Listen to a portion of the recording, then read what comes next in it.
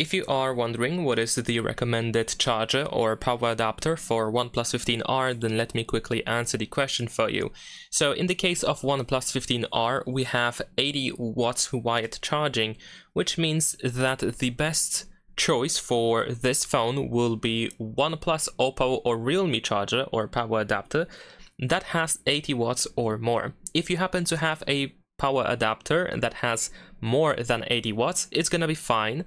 You still will be able to charge your phone, but it won't be any faster if you compare it to a power adapter that has exactly 80 watts. Or at least it shouldn't be any faster in that case. Now, if you happen to have a power adapter that has less than that, it's gonna work as well, but of course the charging speed might be actually slower. The one thing that you have to keep in mind is that the original cable that we have inside the box is USB-A to USB-C, so ideally you want to get a power adapter that has USB-A port.